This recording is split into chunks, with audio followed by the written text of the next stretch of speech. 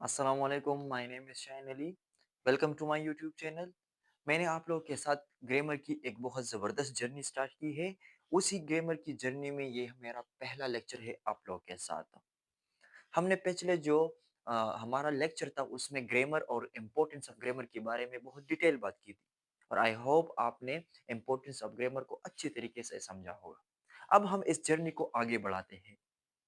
हम लैंग्वेज की बात करते हैं जब भी हम किसी भी लैंग्वेज की बात करते हैं सो द फर्स्ट थिंग जिसके बारे में हम सोचते हैं the construction of a language. Language किस तरह कंस्ट्रक्ट होता है। I want to convey my message to someone. मुझे लैंग्वेज की जरूरत है, लेकिन लैंग्वेज जब मैं यूज करता हूँ या I need a language, then the first thing is that how will I construct that language. Construction of language is very much important, and the not just construction of language, understanding the construction of language, it is very much important. Language बनता है sentence से। Sentences के through हम communication करते हैं। अब हम sentence को किस तरह कंस्ट्रक्ट करते हैं, उसको किस तरह बनाते हैं और फिर उसके थ्रू हम किस तरह कम्युनिकेट करते हैं, इसके थ्रू हम किस तरह अपने मैसेज को कन्वे करते हैं।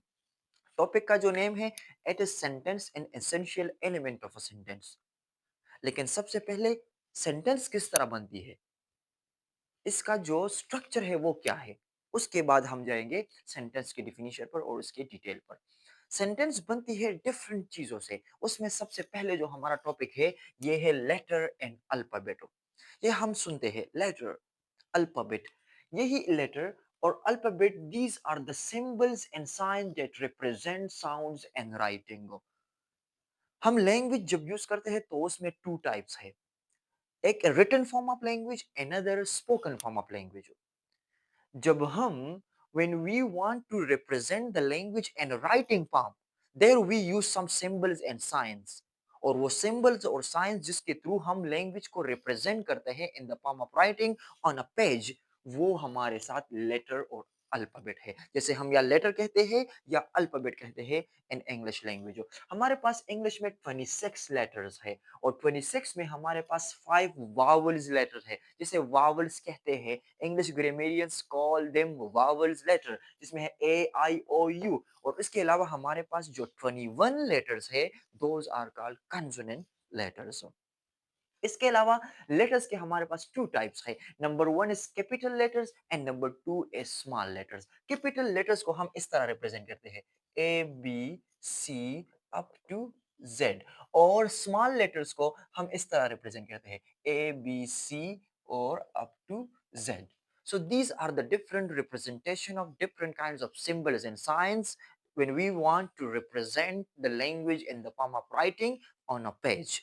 उसके बाद हमारे पास जो दूसरा टॉपिक है which is very much essential in the construction of a language, in the construction of a sentence, वो हमारे पास है sound. Sound is basically pronunciation.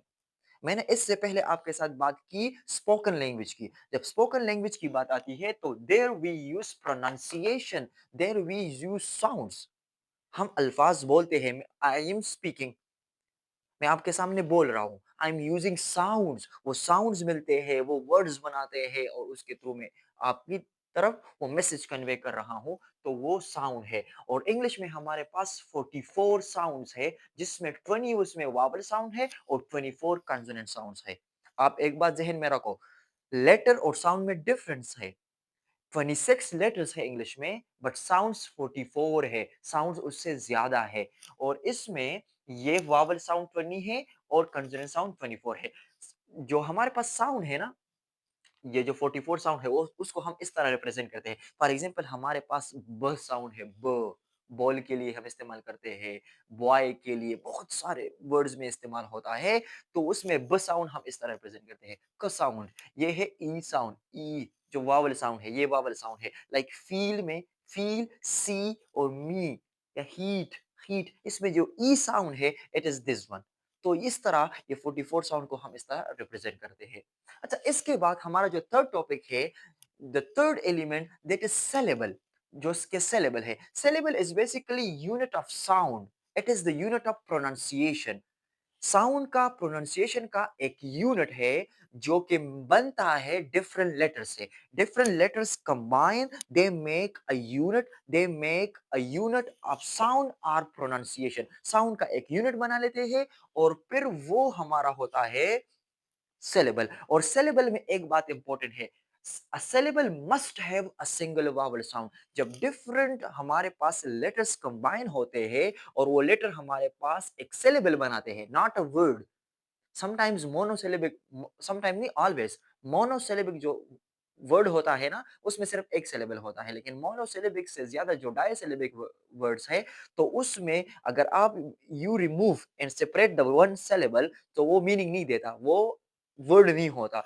तो syllable is a unit of pronunciation जिसमें letters combine होते हैं and a syllable must have a single vowel sound। और इसमें एक vowel sound जरूर होगा, not vowel letter बल्कि vowel sound की बात हो रही है। एक vowel sound उसमें जरूर होगा, उसको हम कहते हैं syllable। यहाँ देखो केट, केट में ए है, ये वावल साउंड है केट, और ये वन जर्क में प्रोनाउंस होता है केट, केट, इसमें ब्रेक नहीं आता।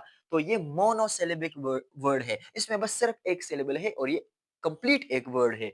यहाँ पर देखो टेबल, टेबल, इसमें टे और बल ये डिफरेंट टू सिलेबल है। These are the two letters T A, they combine together, they make a unit of sound. और इसमें है एक vowel sound which is a syllable, ओबल, टेबल। तो ये एक अलग सिलेबल है, ये दूसरा, और ये दोनों कंबाइन होते हैं एक वर्ड बनाते हैं विच इज टेबल, डायसिलेबिक वर्ड है। इसके अलावा ब्यूटीफुल, ब्यूटीफुल थ्री जर्क्स में वो ये प्रोनाउंस होता है ब्यूटीफुल, ट्राइसिलेबिक वर्ड है। सो सिलेबल के बाद जब डिफरेंट सिलेबल कंबाइन होते हैं तो वो हमारे पास वर्ड बनाता है। पहले लेटर, साउंड्स, यहाँ से लेटर्स आते हैं, उसमें से साउंड, लेटर साउंड कंबाइन होते हैं, वो हमारे पास क्या बनाते हैं, सिलेबल बनाते हैं, और डिफरेंट सिलेबल्स हमारे पास वर्ड बनाते हैं। और वर्ड के बाद when different words combine so they make a sentence.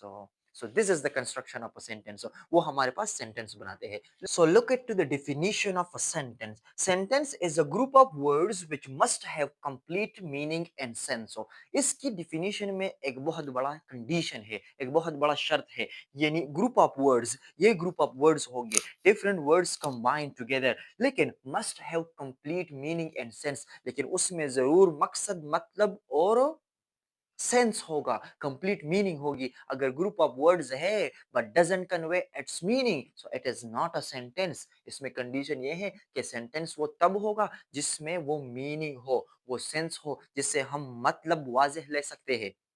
For example मेरे पास डिफरेंट ग्रुप ऑफ वर्ड्स है लेकिन उसमें मतलब और मकसद नहीं है, तो ये किस तरह लैंग्वेज हुआ? Language is used for communication, मकसद के लिए, मतलब के लिए, जिससे हम कोई मकसद लेते हैं, मतलब वाज़ेह होती है। अब मेरे पास ग्रुप ऑफ वर्ड्स है लेकिन it doesn't have complete meaning and sense. It is not a sentence, it is not a condition of a sentence. तो ये बहुत ज़रूरी है। इसके अलावा सेंटेंस में सब्जेक्ट और verb, these are the two essential element of a sentence. so sentence में सब्जेक्ट नहीं है, वर्ब है, ग्रुप ऑफ वर्ड्स भी है, वर्ब भी है, लेकिन सब्जेक्ट नहीं है, तो वो सेंटेंस नहीं हो सकती। सेंटेंस में सब्जेक्ट का होना भी जरूरी है, वर्ब का होना भी जरूरी है, और ग्रुप ऑफ वर्ड्स का भी होना जरूरी है, और इसके अलावा उसमें मीनिंग और sense, not just meaning and sense, complete meaning और सेंस होना भी जरूरी है, तब हम उसको सेंटेंस कह सकते हैं।